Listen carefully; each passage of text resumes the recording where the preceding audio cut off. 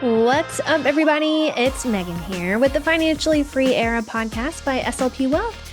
Today, we are going to be chatting about how to lie with numbers. Why? Because I think this is a pretty fascinating topic. And all of us do lie to ourselves, and we get lied to in marketing in some form or fashion, somehow, some way, sometimes. The way we frame numbers and percentages, proportions, comparisons, it can change everything. It can change perspective on everything. So today we're going to dive into how people in our brains twist numbers to justify, exaggerate, or ignore some financial truths. Because I think behavioral finance is a really important topic, and this is a big piece of what makes us cheat ourselves when it comes to working towards the goals that we said are important to us, or really just making progress in our financial lives and maybe even in our personal lives in some ways. It doesn't have to be about money necessarily, but today we're definitely going to focus on the money side of things.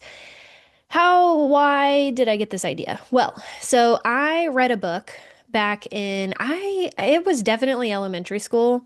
And I don't know what year exactly, but it was a book that was assigned to us called How to Lie with Statistics by Daryl Huff. And at the time, I was not great at math. That was not my favorite subject. I promise. I wasn't a finance nerd in elementary school. Um, but this book, for whatever reason, really stuck with me. And I think it was just because there's so many truths within what can make up a lie. I don't know. The psychology of it kind of made me fascinated in a way. But this book is by Daryl Huff. It was a classic book written in 1954. It teaches readers how to recognize and understand the manipulation and the statistics and graphs, charts, and data to mislead. And the book uses pretty funny examples. That's probably why this was interesting to me, because it was educational, but also entertaining. Maybe the first form of YouTube or a podcast on paper book form.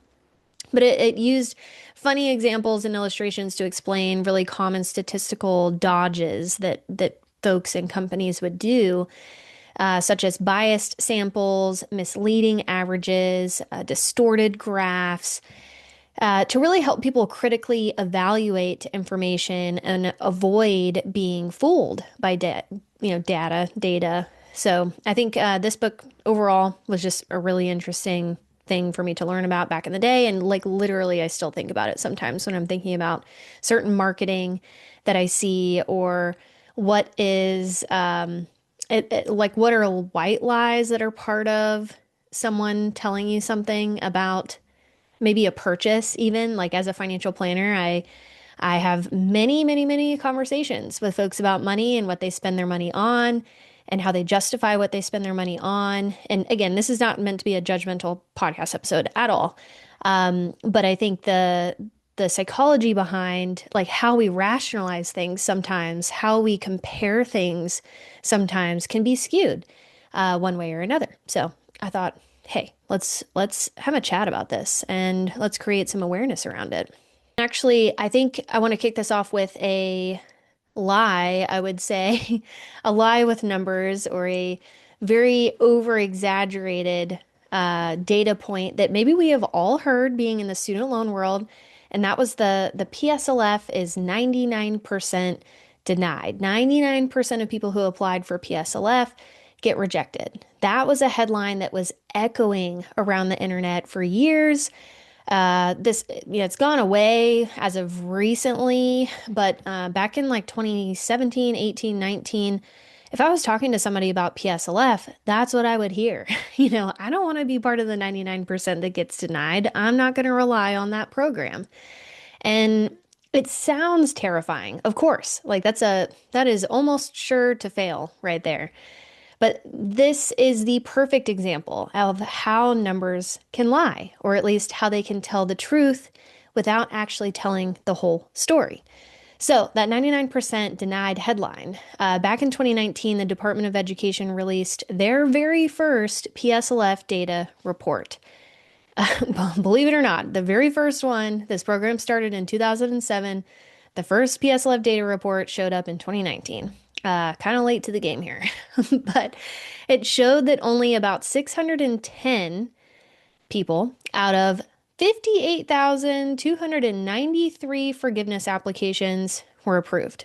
So 610 out of 58,000 were approved. So that's roughly a 1% success rate if you do the math on that. Cue the panic, right? PSLF is a scam. Nobody qualifies. You'll never get your loans forgiven. But if you take a closer look, this stat was measuring what it wasn't measuring what people thought it was measuring. Okay. And so factually, was it correct? Yes. But let's talk about the problem with the denominator of this equation when we're talking about fractions. So here's where the math gets pretty sneaky. That $58,000, or sorry, not dollar, the 58,000 number included anyone who submitted a PSLF forgiveness application, even if they were nowhere near the 120 payment mark. So quick recap for PSLF: to be eligible for loan forgiveness under this program, you have to meet four qualifications. We have to be employed by an eligible employer, so nonprofit government entity. We have to have direct federal loans. We have to make payments on an income-driven repayment plan, and we have to make 120 qualifying payments, which shakes out to 10 years of payments while working full-time at an eligible employer, making payments on the correct types of loans, on the correct type of repayment plan, right? So we have to check all of those boxes to be eligible. Some folks were nowhere near 120 qualifying payments, like they had just started working at an eligible employer last year or 5 years ago. They weren't, so what was happening is people weren't actually applying for forgiveness. They were submitting paperwork to check their progress. The Department of Ed's old system lumped everyone together, though, and labeled them as just rejected. So they were rejected for loan forgiveness. It's like reporting like 99% of driver's license applications fail. Why people were submitting applications when they weren't at 120 payments yet was because back then there was not a system in place to know where you stood when it came to where you were at on your payment journey. You could, guess how many payments you had made since you had started repayment, but the system wasn't telling you or giving you confirmation on, yep, you've made 85 payments so far. So people were a little nervous, and what they would do is they would submit an application for PSLF, knowing that they weren't ready yet for the forgiveness to happen. They weren't eligible for it yet. But what would happen is the system would send them back this letter that said, hey, you're not eligible, but you've got X amount of qualifying payments towards your timeline. And that was comforting for folks to know, okay, well, I'm on track. That's where I was at or where I thought I was at. And so many people did that because they wanted to see where they were. There was not a way to see where they were other than just submitting. And then all of those folks were looped into this rejected pile. And so that was part of the 99% number. Not all of it, of course. There were some other reasons, like some other reasons would have been missing paperwork. About 25% of those applications were denied because of missing information. So not because they didn't qualify, it just means someone maybe didn't put the right employment date down, or maybe they were missing a signature or a date, or just something on the form was missing. It didn't mean that they weren't eligible yet. Or where they weren't eligible, it just meant that they needed more information. So I don't think that's fair to include those in the rejection rate, right? Others were denied because their loans hadn't been consolidated into direct loans. So if you had some older loans, 2010 or before, you could have had what's called FFEL loans. And if you didn't have the right types of loans, you would have been rejected because you need direct federal loans. So that would have been a legitimate reason to get denied. But this was, this was a big part of it, right? There was a hidden truth behind the numbers. When you strip out those who hadn't made 120 payments yet, who had missing information or formatting issues or errors on their forms, or folks who are still in progress towards loan forgiveness, you find that there was a lot of folks who met actual PSLF criteria And they were on track for forgiveness, but they just, we weren't there yet. So by 2021, when this process was streamlined and the data reporting improved, the picture was flipped. So numbers changed. We had about 168,000 processed PSLF forms. 99.7% of borrowers were on track for PSLF, or at the time there was something called TE PSLF. Only 0.3% were truly ineligible. So it wasn't a broken system. It was just a misunderstood statistic that the context really mattered. This is why, like, understanding how statistics are framed is very important. And the 99% denial story, like, technically, yeah, it was true, but contextually, it was meaningless because it mixed apples and oranges. And in doing so, scared thousands of eligible people, public servants, away and out of pursuing this PSLF program, which they absolutely qualified for. This is a classic case of how numbers can be used to shock, not actually inform. So, the takeaway here, when you see a dramatic statistic, always ask first, okay, what's being counted exactly as part of the statistic? Who's been included or excluded from this calculation? And does this measure failure or does this measure progress? Sometimes the math isn't lying, but the framing of that math is lying. And in this case, with PSLF, that framing may have really cost people, gosh, I don't even want to think about it, but it could have cost people a lot of money if they went and refinanced their loans and just gave up on PSLF because they didn't really think it was a worthwhile program. So that's why this is so important. And that's maybe one good example of how to lie with statistics, how to lie with numbers. I've got lots of examples to go through today because this was something I was really interested in talking about. So let's dive into some other ways we can lie with numbers, with money, lie to ourselves, lie to other people, and we'll dissect those things. All right. This first one, I am actually guilty of, and I will talk you through my situation with this. So the $3,000 purchase versus the $10 coupon paradox. So I'm going to start with an example.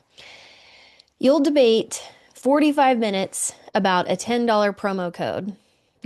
Let's say it's not working, you're not getting it to work to purchase this thing online.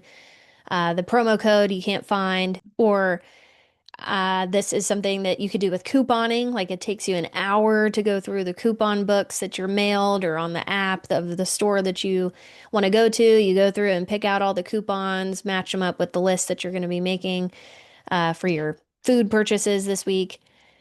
It takes an hour, 2 hours maybe to do that, to get organized, to save $20 at the end of the day.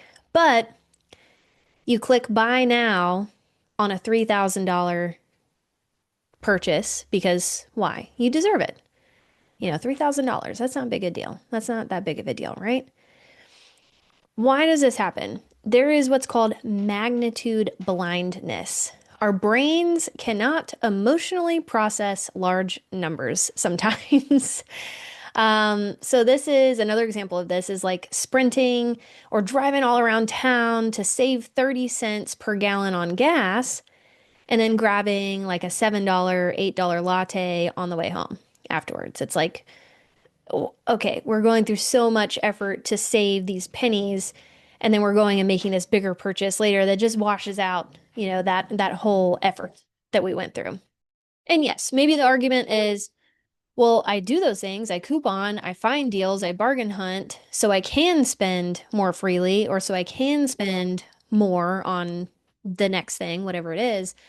Um, but sometimes the proportions don't make sense. So, where I have fallen guilty to this is I think on one of the episodes before, I've talked about how what drives me bonkers with driving around with my husband is if we go to a gas station, I'm filling up gas, he's almost always going into the convenience store to get a Gatorade or a water or gum or something, right? So not a huge purchase, $3, $5, $7, depending on what he's getting. But it drives me nuts. And I, in my mind, I'm like, I'm going to save money and not walk into this store and purchase something that's, overpriced. I could have bought it bulk at Costco or something. I have water bottles at home. Why am I purchasing one out? And so in my mind, I'm like, no, I'm not going to do that. I'm going to save my money and not make those purchases when we're driving around town. But then I will be the one in our relationship to decide, you know, I'm going to replace this light fixture. And this light fixture is going to be $1,000 or whatever it is. Real story because we moved into our house in 2021. We saved up a good bit to be able to do what we wanted to inside the interior of the house. So we did do painting, we did some light fixture change outs. The house was built early 2000s, so it hadn't really been updated. So I had, money to be set aside to be saving or to use for these types of upgrades. But my husband will bring that up if I say something about his convenience store purchases.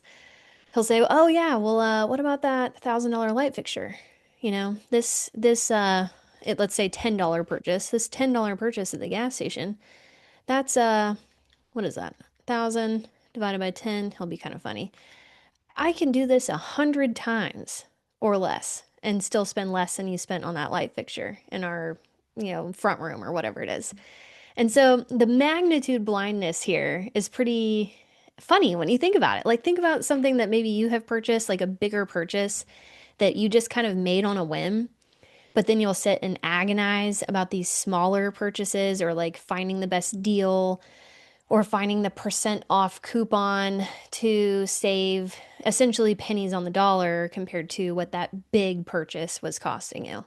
And there's some other examples of this kind of as we go along, but this one I'm going to call magnitude blindness, right?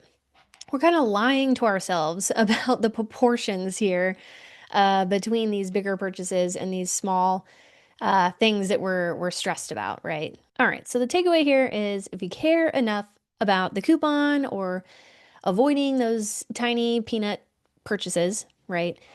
That same energy can go a long way. It can save you way more if applied to bigger ticket choices.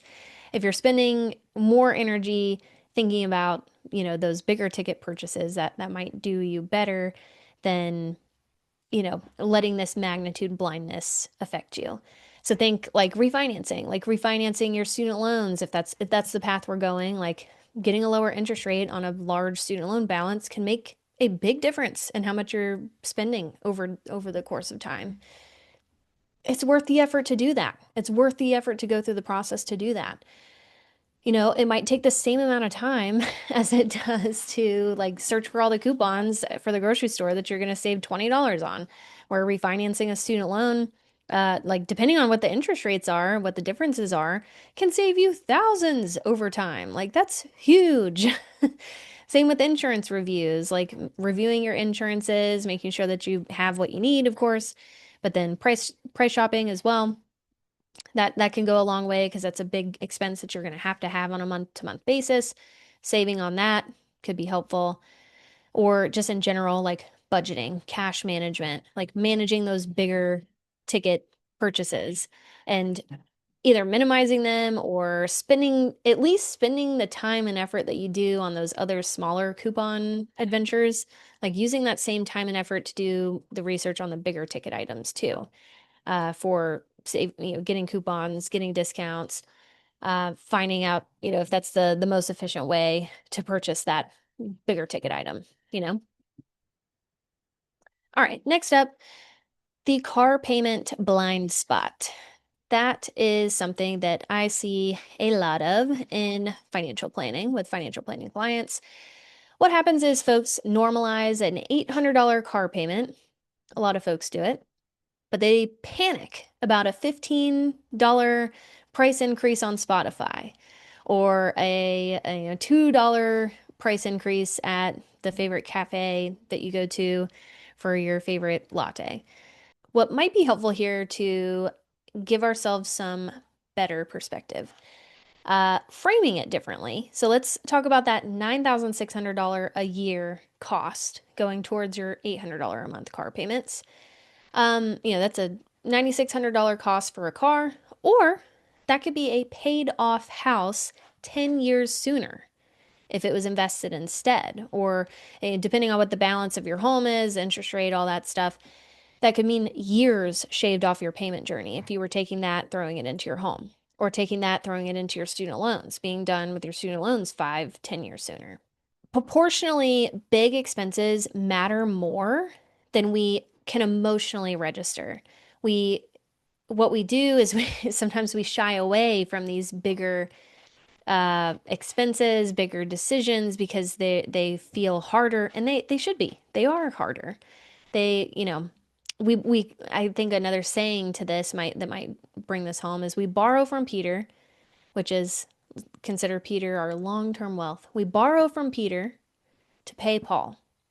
Paul is our instant gratification in this case. So we borrow from our long-term wealth to pay for instant gratification. And that means like the newer car, the $800 car payment. So this is a topic we're going to jump into again. I know I keep saying that episode is coming up. Trying to get scheduled with Jake. Our schedules are trying to align. Me and him are going to dive into this car purchase being a big part of like draining your wealth, car purchases, I should say. But car payments, when you look, and we use Monarch Money for our clients to track spending, super helpful, gives us beautiful bar charts on where money goes on a month-to-month basis. But a lot of times we're looking at our expenses, and housing is usually one of the top expenses, of course. Daycare, if we've got kiddos in the mix, groceries, dining out, but not far behind, or sometimes more than one of those things, is somebody's car payment. That's a big chunk of cash flow, right? And is it worth that at the end of the day? Is $800, $1,200, whatever it ends up being, is it worth it? That's what we have to ask ourselves. And was that a decision we made that we really didn't emotionally register because we needed a car to drive, sounded fine at the time. 800 doesn't sound like that much, but in proportion to other things in our expenses, it is a lot. It is a lot when we're comparing and stacking up our expenses. And if we're talking about, like, let's say we're in a situation where, hey, we have this goal. The only way to get to this goal is to make more money or to reduce expenses, to make room in our cash flow to work towards that thing.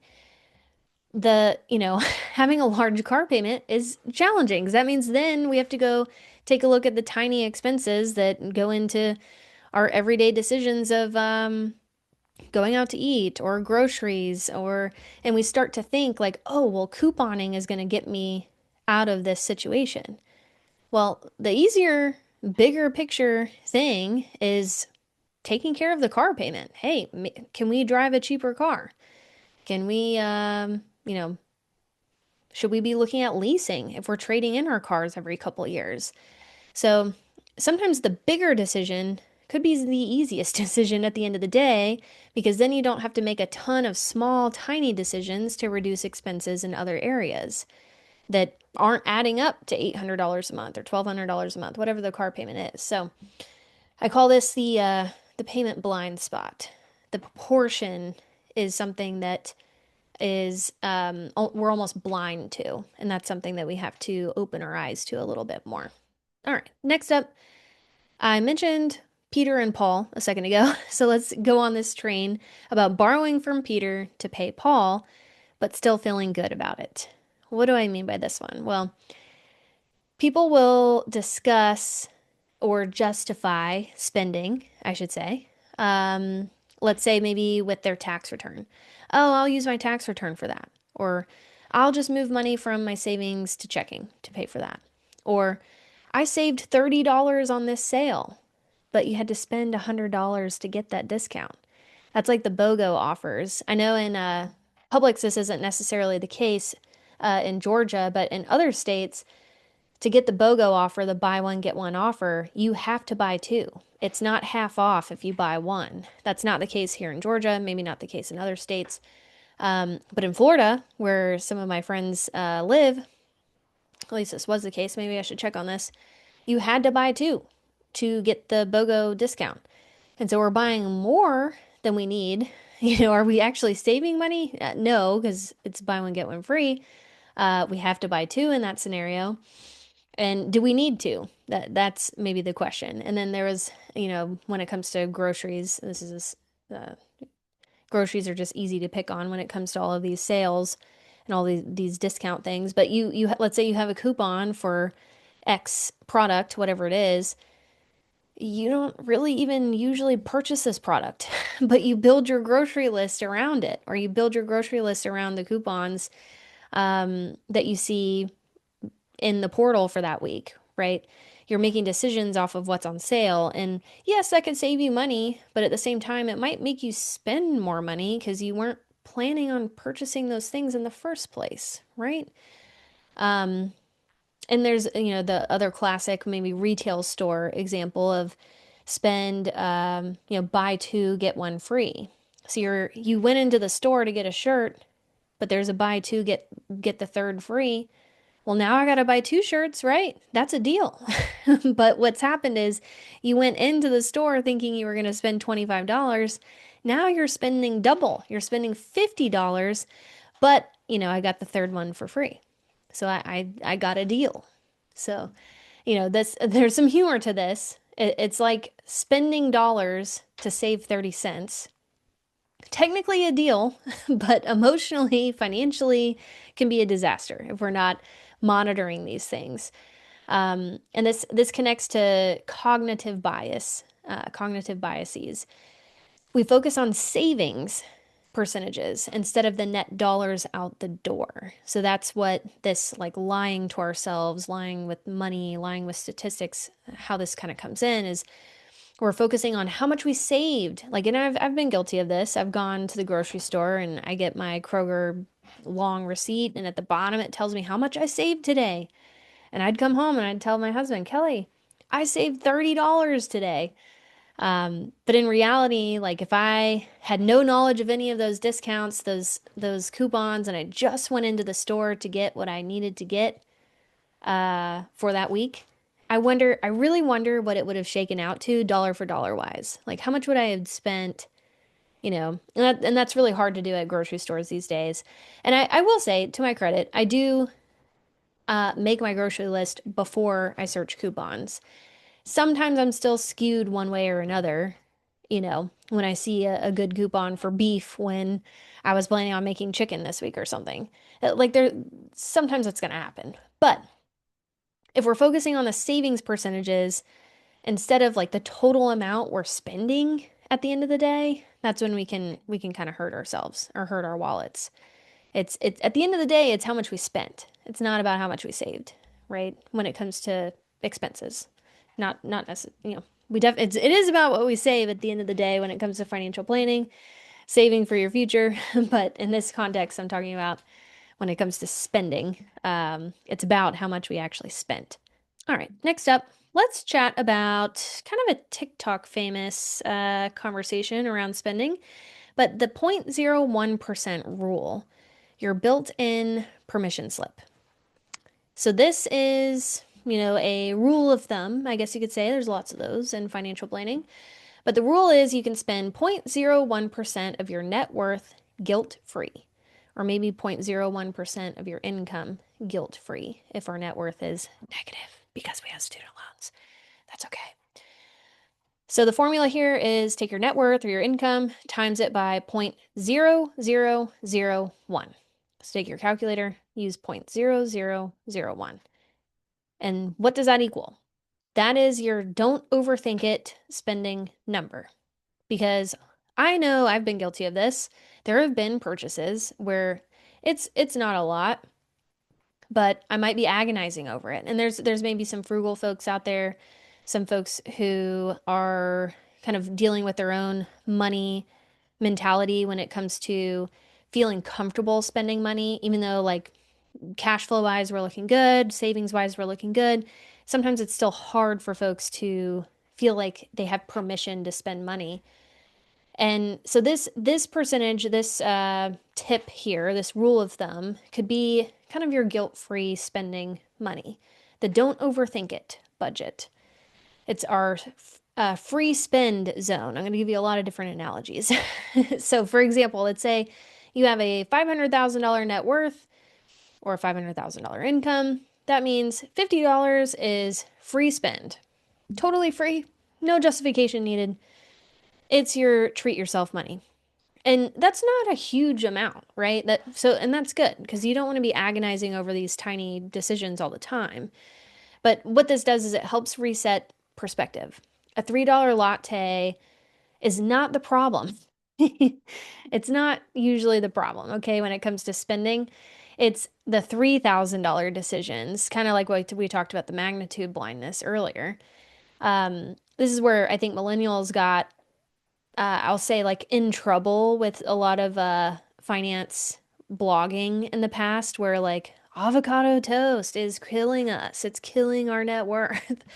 You can certainly statistically and mathematically show how, yeah, if you spend X amount of dollars on avocados and you crunch that number out over a 20, 30-year time, if you just saved or invested that instead, could you have been a millionaire or could you have more money at the end of the day? Yeah, there's always going to be little calculations we can do to prove our point on why you shouldn't be doing something specifically.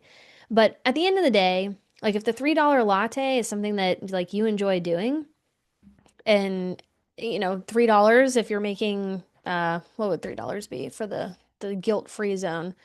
$3 divided by 0.001. Let's do the back end math of that.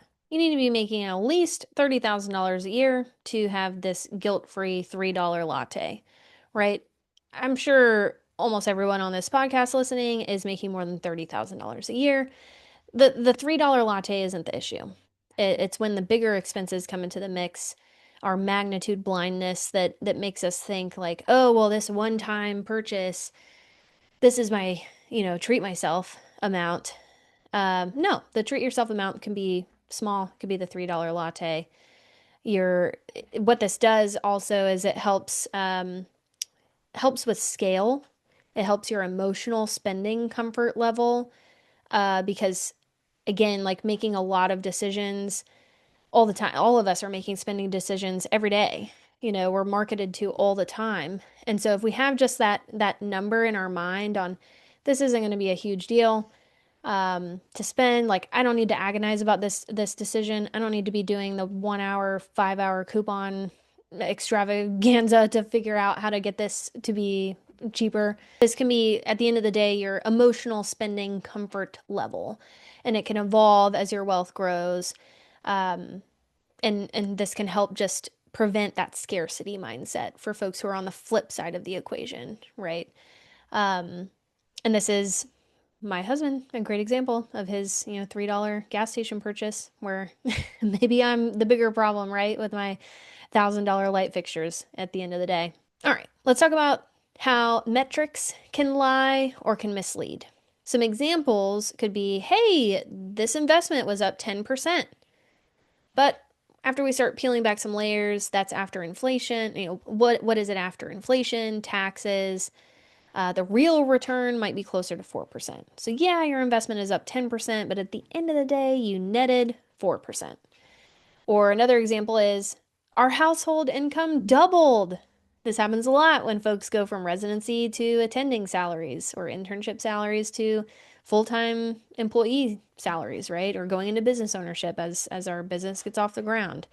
Our income has doubled, but then our expenses tripled because we're keeping up with the Joneses. We deserve it, right? We should be able to spend more of what we're earning, or this higher income. And sure, there's truth to that, but percentages can a lot of times sound impressive, but they can also hide reality when it comes to the baseline, or they can hide reality when the baseline is small or the time frame is skewed. Another common like lie is we're saving 20% of our income, and we talked, I think the 99% example we talked about with PSLF is a great example of how metrics can lie if we don't know the denominator or we don't know the context of what's being shoved into that percentage statistic, So this is something to just be aware of. I think we kind of beat that up at the very beginning with that PSLF example. All right.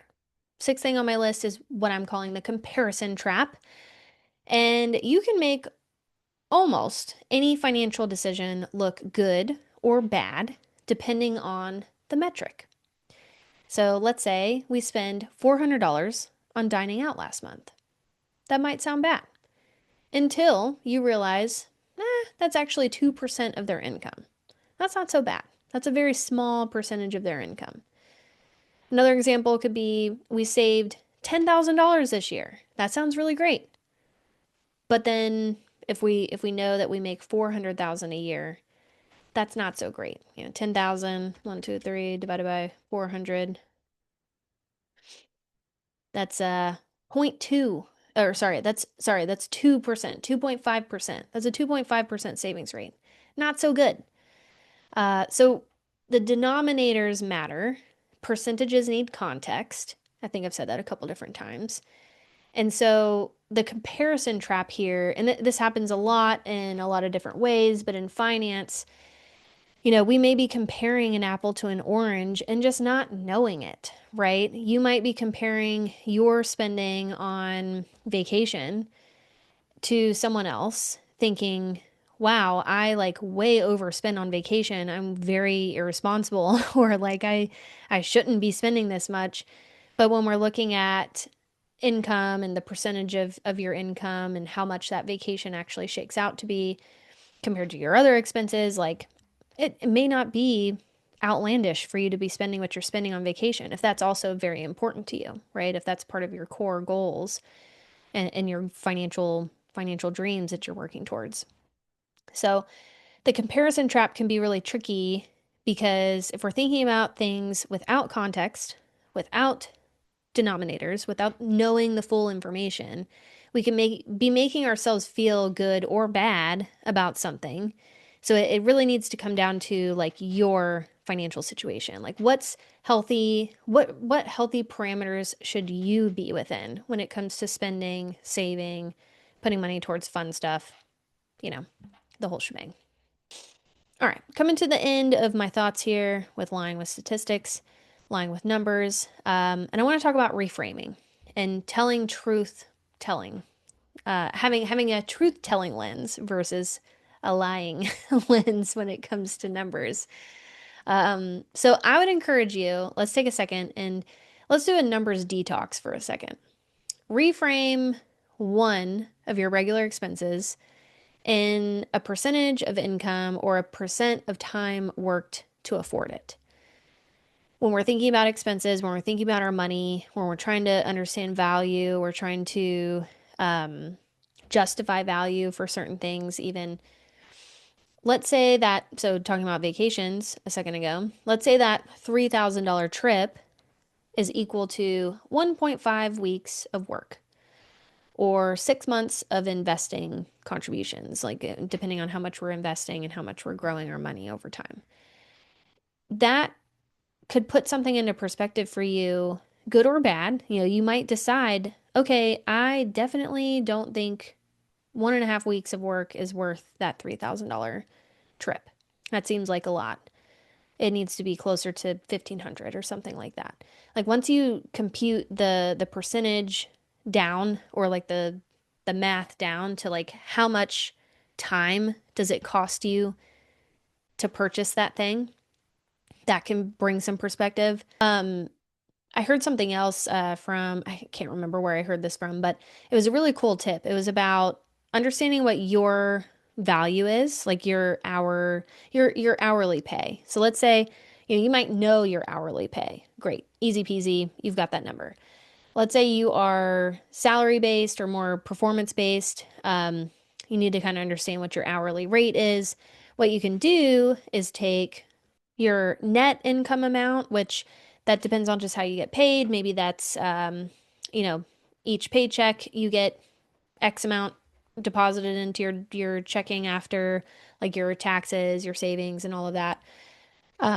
We can use a net number or we could use a gross number. I would start with the net number after taxes and everything are pulled out. And a lot of folks, your hourly rate, or you can calculate it by how many hours a week you work, right? So do that. And that can give you an idea of, okay, I'm worth X amount per hour. And If I am spending $3,000, how much of my time does it take to pay for that right now, outright? Is that 1.5 weeks, like this example? Is it 2 days, worth of work, 8 hours, 16 hours worth of work? And then that can help you decide, okay, is that worthwhile? That's one way you could look at it. And it can also help you decide if it's not, let's say it's not a vacation, but it's a service that you're thinking about paying for, like a cleaning service or somebody to wash your car. If your hourly rate is a lot higher than what it would cost to pay for that service and to have that delegation, right? That might be something that you decide to delegate. If your income is higher than what the cost of that delegation is, that may make the decision really easy for you. Like, no, I can actually go make more money not doing that activity and delegating that to someone who is a professional at it, right? That might be another way to think about this. But this is I think this is maybe a more empowering spin on things. It's not about guilt, it's about just clarity on what something is worth here. And when you see truth in your own numbers, stacking it up against your own income, your own household income, that can help you make better choices automatically, or faster, I should say. And so reframing things into something that's just, it puts it into a better perspective or a time perspective for you, time for how long it took to work to get to that point, that can be helpful. So closing thoughts. Numbers don't care about your feelings, right? They don't. They're numbers. But you have feelings, and how you interpret these numbers that we're talking about generate some feelings. And so learning about some of these biases, learning about how you can kind of skew things with numbers, how you can lie with numbers, how you can lie to yourself with numbers, like being aware of these things from a behavioral finance perspective can do you really well, because then we're not kind of getting taken advantage of by maybe marketing tactics or giving ourselves too much leeway when we should be a little harder on ourselves to stick to our goals or something. So I think this can be helpful to just to be aware of and to be cognizant of over time. And hopefully that helps you make better, stronger, faster decisions when it comes to money or when it comes to numbers. And that's really the goal of this conversation. Just a conversation to talk about things that are interesting. And I definitely thought this was an interesting topic. But thanks for hanging out with me and sticking through some of these examples. I know I gave a lot of examples, said a lot of words. I hope you have a lovely weekend coming up, and I'll catch you on the next one, our Halloween episode. Are you ready to unlock financial freedom faster with SLP Wealth? Get high-quality, affordable, student loan-aware financial planning and get the best deal for it anywhere that you're going to find working with your own dedicated SLP Wealth financial planner that is able to give you the best integrated advice across financial planning, investments, and tax, along with all the student loan hacks that you know you need and that you know impact all other areas of your financial planning. The deal you're going to find here is special just for podcast listeners. If you go to promo.slpwealth.com, you can sign up with a great discount off your first month. That's promo.slpwealth.com.